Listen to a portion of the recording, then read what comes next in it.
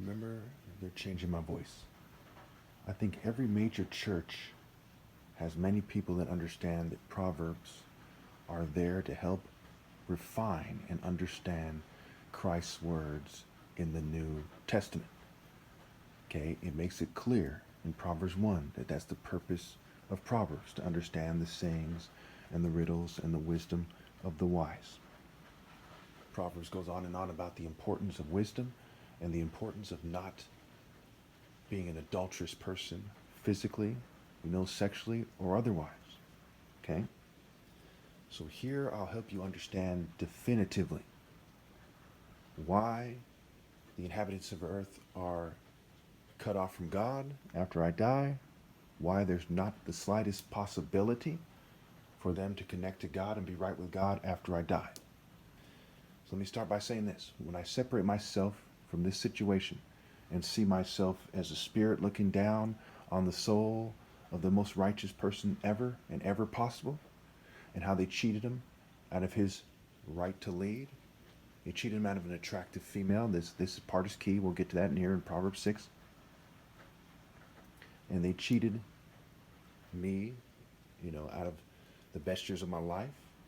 They cheated my family. They persecuted me and my family. And nobody obeyed God through me. Okay? And Proverbs makes it clear that people who do not accept the commands of God come to ruin. Okay? The wise in heart accept commands, but a chattering fool comes to ruin. Those whose actions are just talking nonsense comes to ruin. Okay, it's clear that you people did not keep your lamps burning.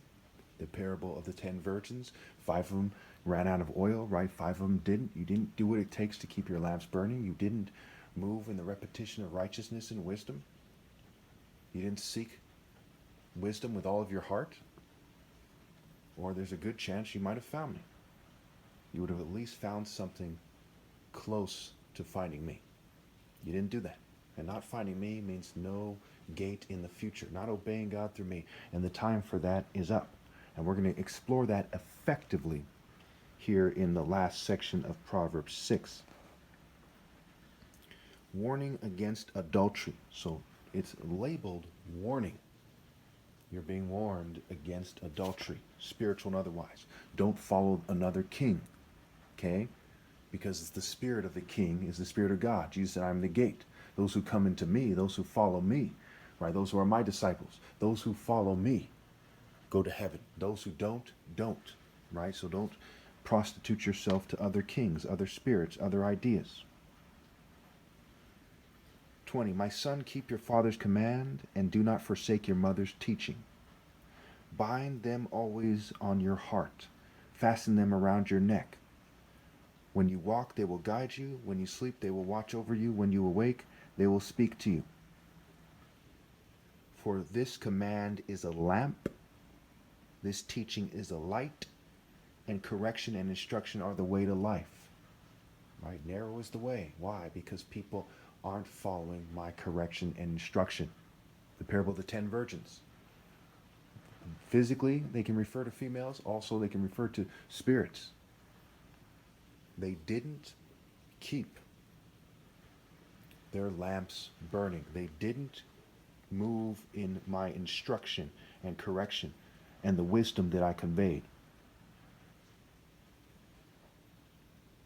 Okay, so what does it say after this? It says, keeping you from your neighbor's wife, from the smooth talk of a wayward woman. Do not lust in your heart after her beauty, or let her captivate you with her eyes. For a prostitute can be had for a loaf of bread, but another man's wife preys on your very life. Now think about Psalm 45, right? The king will desire your beauty, submit to him, for he is your Lord. When attractive women are being taught by other guys who aren't obeying God through me, by their actions, by them not obeying God through me, to not obey God through me, what is happening? Okay, those attractive females are dating people they otherwise wouldn't.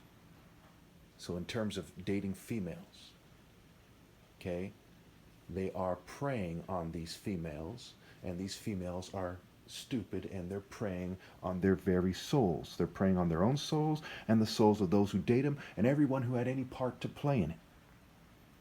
I want you to pause this part and think about it. Listen to it again and again till you get it. Okay? For this command is a lamp, for this teaching is a light, and correction and instruction are the way to life, keeping you from your neighbor's wife, from the smooth talk of a wayward woman. Do not lust in your heart after her beauty, or let her captivate you with her eyes. For a prostitute can be had for a loaf of bread, but another man's wife preys on your very life. So again, the lamp, right? The parable of the 10 virgins, keeping your lamps burning. Proverbs is to understand what Jesus is getting at. Perhaps first and foremost, Proverbs helps you understand the parable of the 10 virgins and the parable of the tenants, right? AKA the parable of the wicked husbandmen, right? They're called wicked husbandmen. Jesus called the bridegroom. It's called the parable of the 10 virgins. And right after they talk about the lamp, the command is a lamp, right? Keeping the commands of God and the chain of command. Okay? The gate which the commands come through. I am the gate, the Christos, the anointed one. You know me by my works, righteousness, universal pinpoint of moral precision, focus, moral intensity. The insistence on the true moral order, not some silly church that's allowed by an evil world or some silly political group, what have you.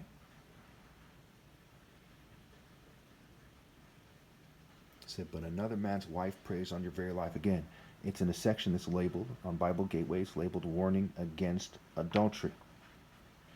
Then it goes on to say, can a man scoop fire into his lamp without his clothes being burned, right? Revelation talks about fine linen for the righteous acts of the saints, and Isaiah talks about wrapping God's Son, wrapping himself in zeal as in a cloak. So you don't have zeal for the Lord, you don't have righteous acts because of your spirit of being complicit with sexual immorality, by not being in the divine order, by your actions leading people away from me, which is causing females to date in a way they otherwise wouldn't, because the Spirit of God brings discernment and wisdom, and they wouldn't date clowns outside the divine order and each other and so on and so forth. Can a man walk on hot coals without his feet being scorched? So is he who sleeps with another man's wife. No one who touches her will go unpunished. Okay, no one who touches her will go unpunished. This part is key. This part is key. I want you to write down Proverbs 6:20 through end, especially verse 29. So is he who sleeps with another man's wife. No one who touches her will go unpunished. And understand, the limit of another man's wife isn't just someone literally being married. If God made me the top martial artist ever, which he did, my trajectory naturally is to have the most attractive females, undivided loyalty and attention, and them wishing with all their heart that I choose them to be my wife. King Solomon had hundreds of wives and concubines, 1,000 in total or so. How can you, people of the earth, think that this is a small issue? That my true love being denied me when I'm the most righteous person that ever lived, most romantic person that ever lived, the most moral, spiritual, wise, okay, romantic? How can you think it's a small issue? On this issue by itself, trust me when I tell you, you have cut off your offspring to the fucking extreme. Okay, where was I? People do not despise a thief if he steals to satisfy his hunger when he is starving. Yet if he is caught, he must pay sevenfold, though it cost him all the wealth of his house. So when a thief is caught, even though they say, hey, you know, you're hungry, I get it, but you must pay. Now what happens now, and why are they bringing this up? Verse 32. But a man who commits adultery has no sense. Whoever does so destroys himself. Blows and disgrace are his lot, and his shame will never be wiped away. Blows and disgrace are his lot. Jesus said, I'm the root and offspring of David. You people are the root and offspring of Cain and Judas. Your spirit which cannot be redeemed, your spirit of your house, your families, your nations, your religions, etc., your groups, your races, okay, are disgraced. They have no sense. They're destroyed. Their shame will never be wiped away. It cannot be redeemed after I'm gone. It will never be wiped away. The smoke of your torment rises forever and ever. The worm that consumes you will never be satisfied. That's thinking with your dick. You being from the patriarchal lines, RNA gene expression, thinking with your dicks, ruins you and every male and every female in your family. Because your genes are also in your female. Your spirit is also in your females. With no living water, no Christos to redeem them because of your control of reproduction and your tech breeding and generational ill-gotten gains and cheating me. So again, blows and disgraces are his lot, and his shame will never be wiped away. For jealousy arouses a husband's fury, and he will show no mercy. You know, a husband, a bridegroom, okay, the trajectory of being a husband, okay, he'll marry the righteous in the afterlife, so on and so forth, and he will show no mercy when he takes revenge. So again, for jealousy arouses a husband's fury, and he will show no mercy when he takes revenge. Again, this word is nuanced here. Jealousy is not being used in a petty manner that it is commonly used in popular culture. Here, jealousy is a divine and justified resentment for those who have cheated the righteous out of their rightful places, and a wife of noble character, who Proverbs 31 says her worth is worth far more than rubies. Proverbs 31 says, a wife of noble character who can find, she is more precious than rubies. Proverbs 11:22 says, like a gold ring in a pig's snout is a beautiful woman who shows no discretion, is a beautiful woman who doesn't have sound judgment, is a beautiful woman who lacks sense. Like a gold ring in a pig's snout. Okay, so again, I tell you, for jealousy arouses a husband's fury, and he will show no mercy when he takes revenge. He will not accept any compensation. He will refuse a bribe no matter how great it is. Okay, he will not accept any compensation. He will refuse a bribe no matter how great it is. He said, well, I'll give you money. Well, do this, that, and that. You see, no matter what, I'm going to refuse. Because you cheated me out of my soulmate, the best years of my life. You rebelled against God, and on, all the horrible things, all the people that starve in the world, all the horrible things that are attached to your spirits. That's why after I die, there's nothing you can do. No bribe would be too great. You can end world hunger, it doesn't matter. You can end AIDS, it doesn't matter. You can redistribute all the money, it won't matter. There's nothing you can do. No bribe, no attempt to reconcile with God will ever be good enough. So again, let's start at verse 29 and read it through and wrap this up. So is he who sleeps with another man's wife. No one who touches her will go unpunished. People do not despise a thief if he steals to satisfy his hunger when he is starving. Yet if he is caught, he must pay sevenfold, though it cost him all the wealth of his house. But a man who commits adultery has no sense. Whoever does so destroys himself. Blows and disgrace are his lot, and his shame will never be wiped away. For jealousy arouses a husband's fury, and he will show no mercy when he takes revenge.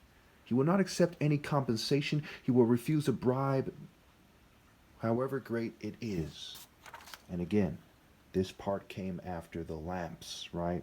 For this command is a lamp, this teaching is a light, and correction and instruction are the way to life, keeping you from your neighbor's wife, from the smooth talk of a wayward woman. Do not lust in your heart after her beauty, or let her captivate you with her eyes. For a prostitute can be brought for a loaf of bread, but another man's wife preys on your very life. Make the best in the divine order is what you were supposed to do. Okay? And you're supposed to accept that and try to make the best of it. If you're going to be sexually immoral, you're supposed to look to the scoundrels who are not in the divine order, okay, who aren't attractive women, okay, but women with certain features were way out of bounds. And even a homeless person across the world, by not insisting on obeying God through me their entire life, fed into the mentality and spirit of cheating me out of the best years of my life, my right to lead, and attractive women.